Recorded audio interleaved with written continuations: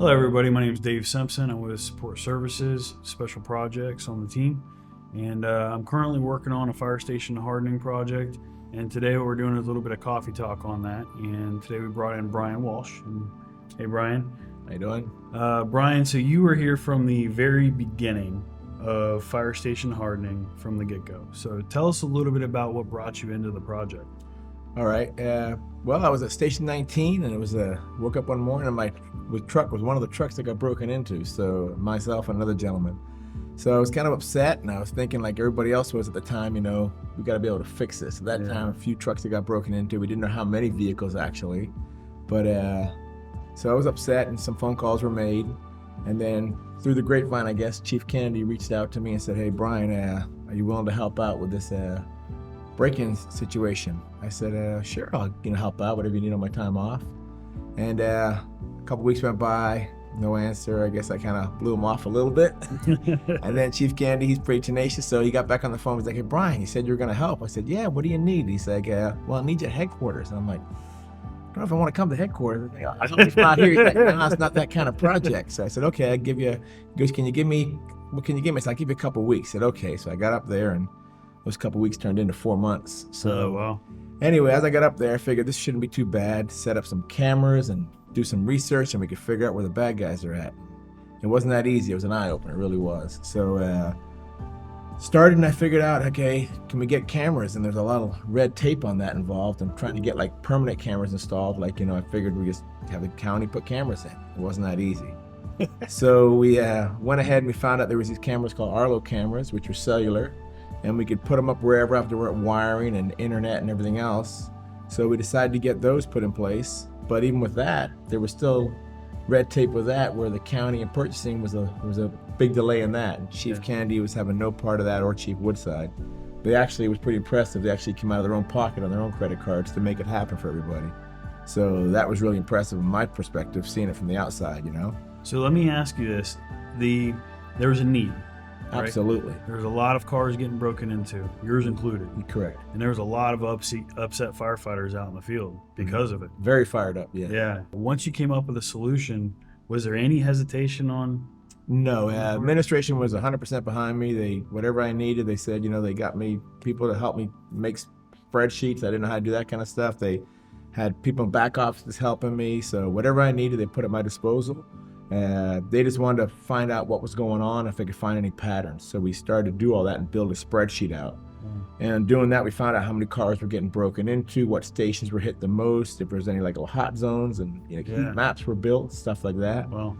And then we found out the stations that were getting broken into the most. We tried to figure out how do we use our resources, because we're limited on how many cameras we could get. We think we put 60 in place at first, or 40 or 60. It was 40. 40. Yeah. And those cameras went in place at those stations, 2 per station on most of them, on the high stations. And we did end up on some of that footage finding some of the vehicles that were getting broke into, which helped PBSO ultimately catch those people. Building out that spreadsheet, we started adding line items on there, like is lighting out? Is there, do the stations have fences? Any of the ones that are broken into, do they have gates? And we saw that, wow, there's a lot of stations that don't have fences and gates and all these other things. So that led to the broadening of the whole station hardening program as it is building out today, getting to that point, correct. Yeah, so the lighting was actually one of the initial fixes, because it was one of those that I think they were put on the table like, hey, what can we fix now? Correct, yeah. So a lot after, I actually walked every fire station at night. I walked every inch of every parking lot. A lot of you guys probably saw me out there wondering what that guy's doing in the parking lot, walking around.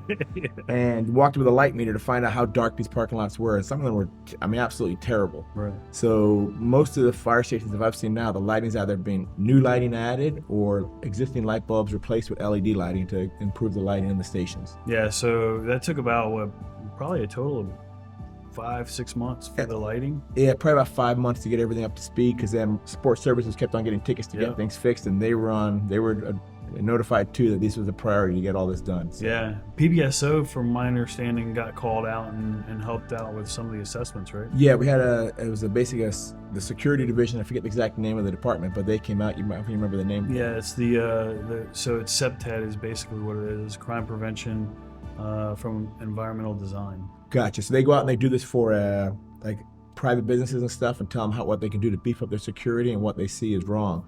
So they did 2 of our stations. So they did 25 and 29. And some of the things they noticed right off the bat was like, there's no cameras, vegetation high, so you can't see out the window, see who's driving around, walking around your building. Lighting was poor, and then the fencing. So they came up with some suggestions there, which we actually implemented too. So crime prevention through environmental design, they actually are a team from PBSO that comes out and does these specifically.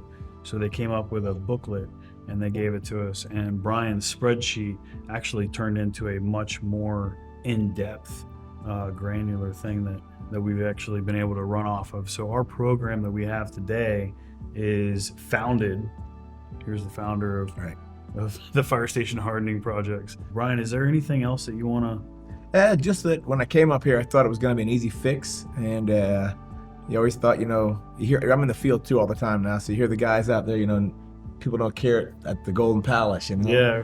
But it's not like that. I mean, I was a prime example. When I went back out in the field, and I was putting the cameras up, putting out maps of where to park, people still wouldn't park there, and I'm like, guys, we can't complain about getting broken into if we don't use the tools they're giving us to solve the problem. Ultimately, we are our own worst enemy, are we not? We are in some things. It's human nature, I get it, but it's we all can make a big difference if we all help just do those little changes. Even with lighting now, if they go ahead and they put the lighting, see lighting out at night, right in asset works, I'm sure someone's going to come out and fix it. Hey, I'm guilty too. So really, it's a cultural thing. If we really want to honestly help each other out in this whole thing, in this process, it takes a family to do this. It's 100%. Yeah, it can't just be one person going out there and saying, hey guys, this is going to fix everything and fix the world, and us expect that it's going to be okay and everything is going to be fine.